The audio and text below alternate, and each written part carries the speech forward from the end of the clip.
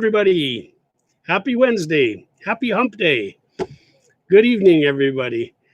I'm happy to see you again. Well, I can't really see you, but you can see me. I hope you can see me, and I hope you can hear me clearly. Welcome to my class with you today. Thank you to Giuseppe for facilitating this and hosting this on vivayeglatino.ca. Look at the nice mug I have. Viva YEG Latino. How about that? Well, welcome everybody.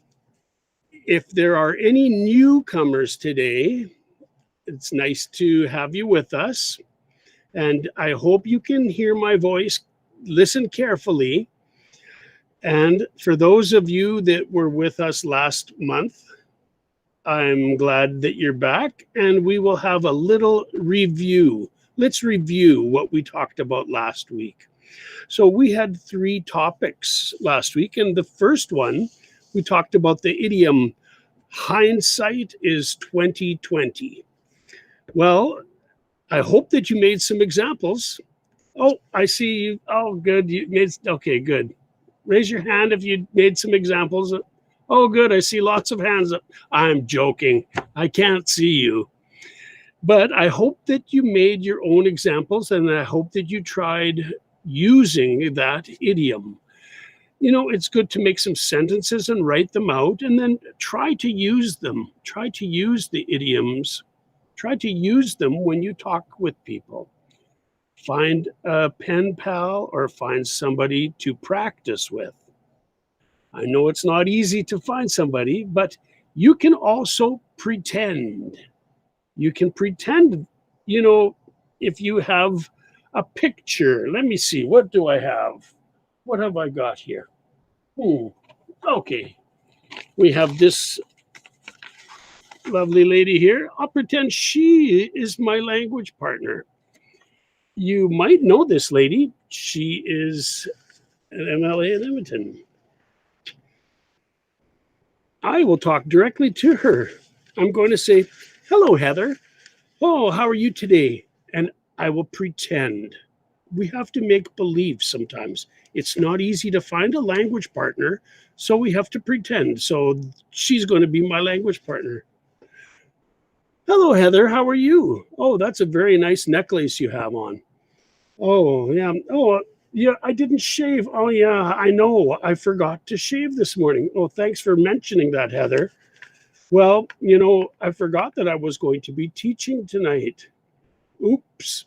Yeah, but hindsight is 2020. If I would have thought about it, I would have shaved, but I forgot. Well, see, so you can use a picture of somebody. You can use your mirror and talk to yourself. You can talk to your little teddy bear. You can talk to a doll. You can simply make a happy face and put that sticky note on the wall, and then talk to that sticky note. Talk to that happy face. That's a language partner. If you don't have a real person to talk to, pretend that you're talking with somebody. It will help you so much. It's almost like real. In fact, some of us really do believe our imagination. So practice with somebody or make up a pretend partner. So hindsight is 2020. I hope that some of you made some good examples with that. You can send those examples to me if you want. You know, my email address is info at canadianenglish.com. info@canadianenglish.com. I'll show you that at the end. And also, you can find some notes. Giuseppe will post some notes, a page of notes to go with this meeting. Giuseppe will post that on vivayeglatino.ca, and you can download those notes and print them, and my email address is there. Okay, the next thing we talked about last time were the sounds that get mixed up. The sound j and the sound y, like when we say the sound, the name, the words, I'm sorry, when we say the words jello and yellow. So j, we have the tongue stopping the air at the roof of our mouth. J, we have to stop the air. When we say the color yellow, we don't stop the air. The air comes out continuously. Yellow. We don't stop the air. So you could say the flavor of the yellow jello is lemon. All right. I'm encouraging you to practice those. Practice those sounds. Those notes are in the, so I think you can get those notes still on vivayeglatino.ca. Well, after that, we talked about parts of speech. Parts of speech is a very big topic.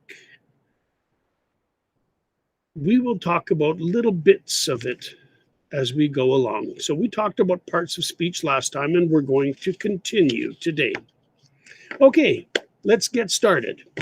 Let's get started with what I planned for today. The first topic that I want to talk about is linguistics. Who knows what? Raise your hand if you know what linguistics is and what linguistics means. Not very many of you. Oh, yeah, a few of you. I'm pretending that I can see you. Okay, linguistics is the study of language systems. It's not English, it's not Spanish, it's every language, all languages, even sign language. I don't know how to sign, even sign language.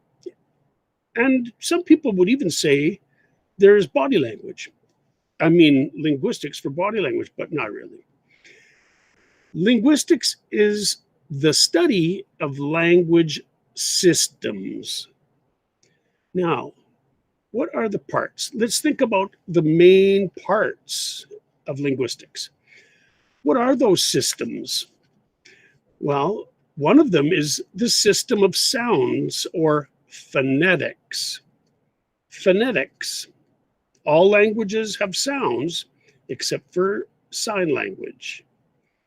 So phonetics is the study of the sound systems of language. Sounds. You can hear in the word phonetics, you can hear the word phone. Not telephone. Hello, hello. Not telephone. Phone means sound. And long ago, we listened to LPs. We put them on the record player. We called that a phonograph. A phonograph had music on it. Okay. So a phonograph record. Then we had cassettes. Then we had CDs. Now we have MP3s, MP4s. But old technology was records, phonograph records, because the sounds were on the record disc. So telephone means tele back and forth, and phone, sounds going back from across. So the study of sounds. When we talked about yellow and jello, j and y, we talked about phonetics and the differences in Spanish and English phonetics. All right, so today, another example we can talk about when we think about phonetics is, we'll talk about that later. But I'm going to say the J sound and the H sound. But let's talk also about phonology. Phonology is also the sounds and how the sounds change. So sometimes sounds do change in language. We're not going to talk about it now. But when we say words like, I'll talk about it later, but read and read. I want to read a book. Yes, last night I read a book. The spelling is the same, but the sound is different for the past tense. Okay, there's also morphology. You will see this in the notes if you download the notes. Morphology is the study of the words and the parts of words. Morphemes are the parts of words.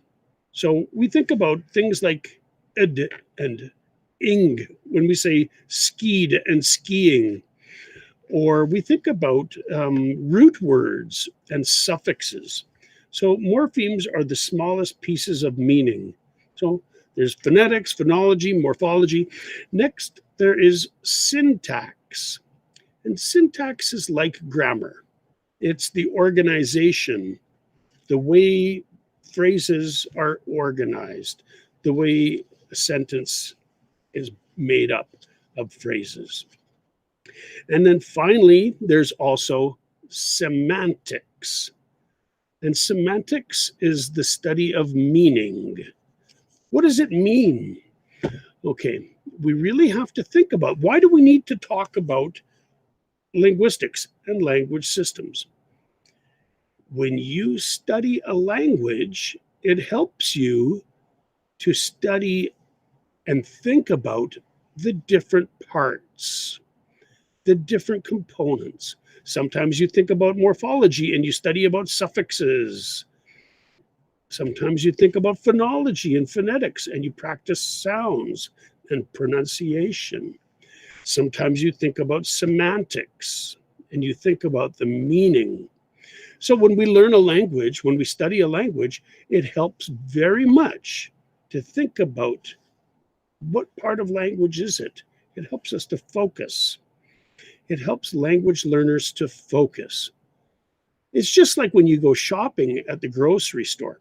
If you go to buy groceries, you might go first to the produce section and buy some broccoli and some red bell peppers, maybe some bean sprouts, maybe some garlic. I don't know. But that's in the produce section.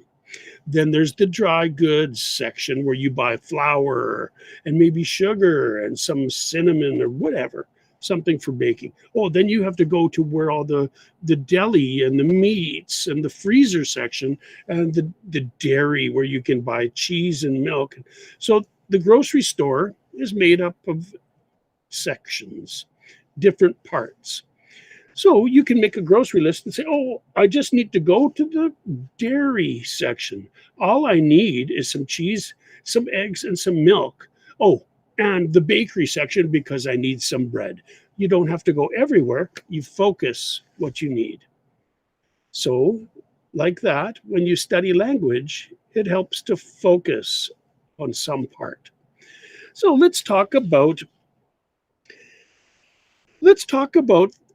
some sounds. This is a second topic, topic B. Let's talk about some sounds. There's one problem is in English, quite often the sound and the spelling are very different. You can read a word and then you hear it and it doesn't make sense. English is a very messy language. English has lots of broken rules.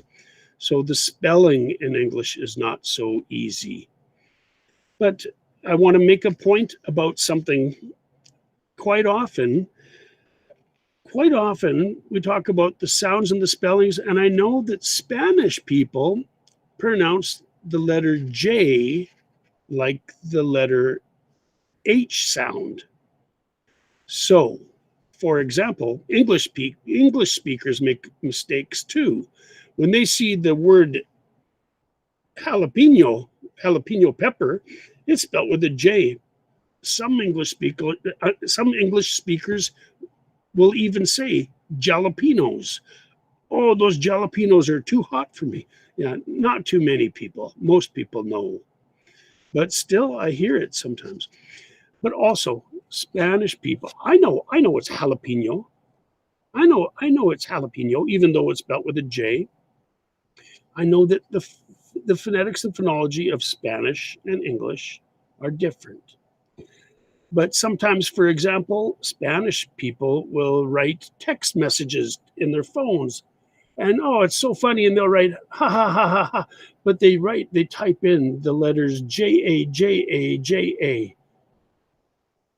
English speakers will read that and think, ja, ja, ja, ja, ja. What does that mean? It doesn't mean anything. There's no semantics to that. Ja, ja, ja. But I know if I see Giuseppe sends me a text message and it says ja ja ja ja, I know it means ha ha ha ha ha, like it's funny.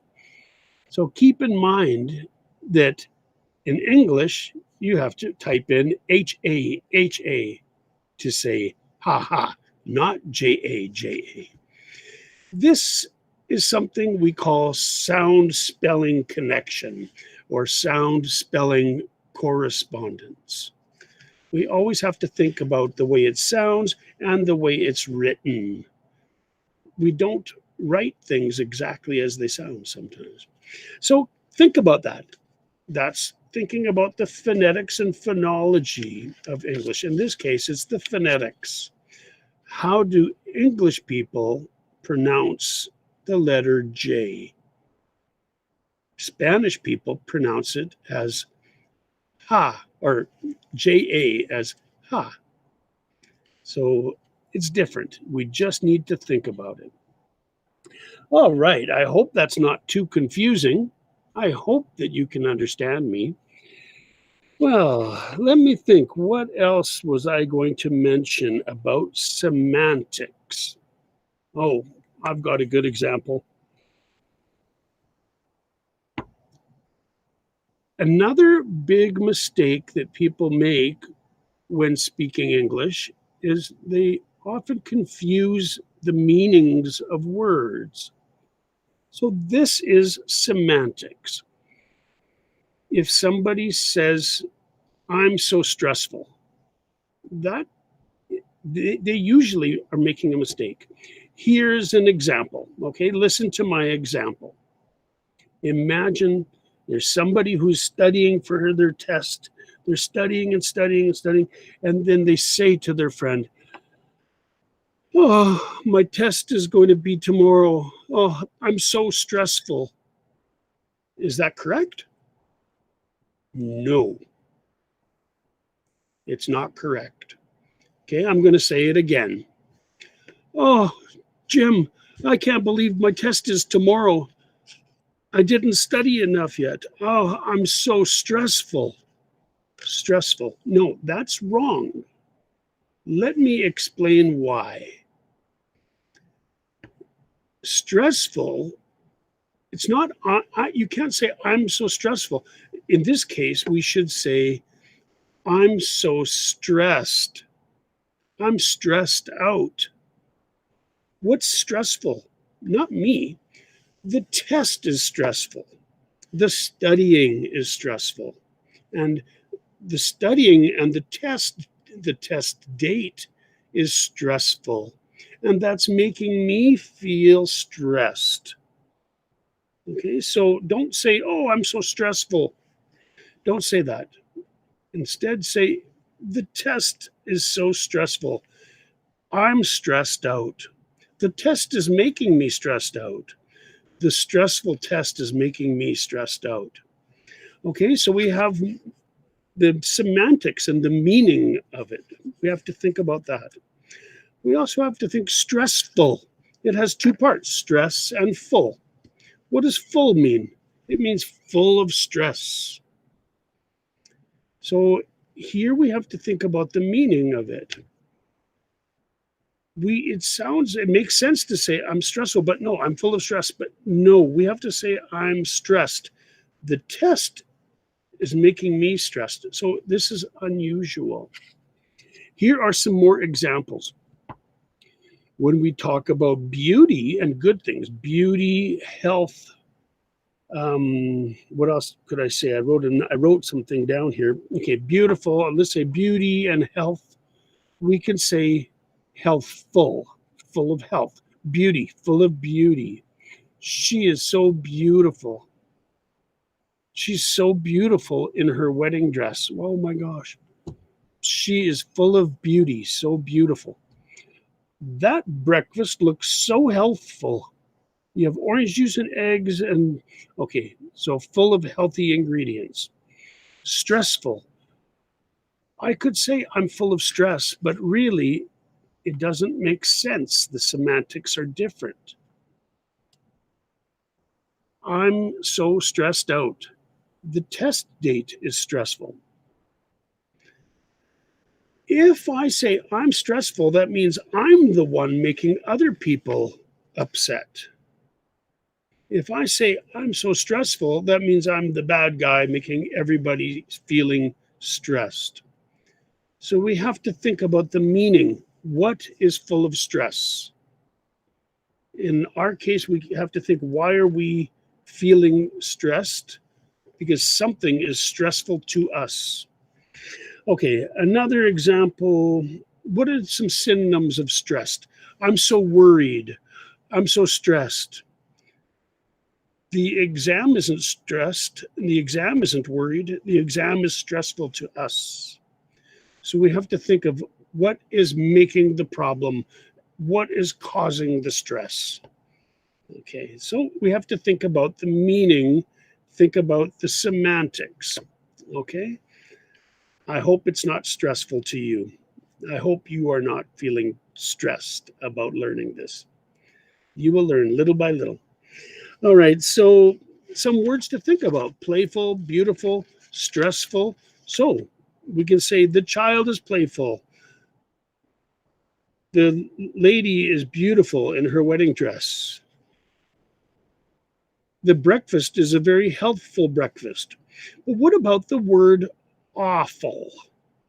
When somebody says, "Oh, I feel awful," we have to think about the semantics. Awe, A-W-E, awe, that means something is awesome. That's the word we use. If we look at the mountains, the Rocky Mountains in Canada, we could say, look at the awesome mountains. But awful, full of awe? No, the semantics are different. Awful is bad. So not all of the words are the same. Sometimes awful means the opposite thing. If we want to say something is full of awe, we say it's awesome. I know it's confusing, right? Everybody's confused. Just think about the semantics of it. Okay, so we have to think about the different parts of English, the different parts of a language. All right, there's some other words that we need to think about. We talked about parts of speech. When we talk about parts of speech, we also talk about kinds of words. We talked about nouns. So I'm going to introduce today something about mass nouns and count nouns, or we could say countable, uncountable. Some nouns we can't count. It's a mass or uncountable, like rice. I ate rice for breakfast. Or rain. It rained a lot. There's a lot of rain. And other nouns we can count easily, like taco. I can never eat just one taco. Usually I eat 3 tacos. And easy to put the plural suffix, the S at the end. What about mass nouns? Sometimes we can count pieces of it. So we say rice, a grain of rice. Rice, a bowl, 2 bowls. So we're counting the bowls, not the rice. Okay. Another example could be noise. Noise is a mass noun. We can't count noise, but you can say, I heard a noise. You can say that. So some words are both countable and uncountable. So noise is a mass noun, uncountable noun, or countable. Last night, I heard a noise and it made me so stressed. I didn't know if somebody was coming into my house. I heard a noise last night. Or those kids sure make a lot of noise. All right, we're going to talk more about count nouns and mass nouns, or countable, uncountable, next time we meet. We have to talk about something called the much, many meaning. So we will talk more about that next week. I wonder if anybody wants to study with me. If you do, then I encourage you to go to my website, CanadianEnglish.com. Please join my mailing list. Right now, I don't have much in terms of content. I have some blogs, but I'm going to have some more blogs, and coming soon, I will have some podcasts where you can download and listen to the podcast, maybe while you're walking, maybe while you're doing exercise, or maybe while you're doing housework and vacuuming. Okay, so please go to CanadianEnglish.com and see if you can sign up for what I might have some newsletters coming soon. I might have some special offers coming soon. In fact, I listed a new course. So I told Giuseppe, I'm going to give a special offer. So there is a special coupon. You'll find it, the Viva YEG Latino 20 coupon. So that means $20 off the course. Is just a 4-week course. You can find it on my website. All right, so another way is to send me an email message to info@canadianenglish.com. All right, and if you do that, please put Viva YEG Latino 20 or Viva YEG Latino in the message, in the subject message. What else do I have to say? Coming soon, I'll have a podcast for you to listen to and some more content. So you'll be able to find more information, and there will be a newsletter. So please sign up for my mailing list. Again, thank you very much, everybody. I'll see you next time in let's see, that will be March 17th. We'll see you on March 17th, everybody. Take care. Have a good night.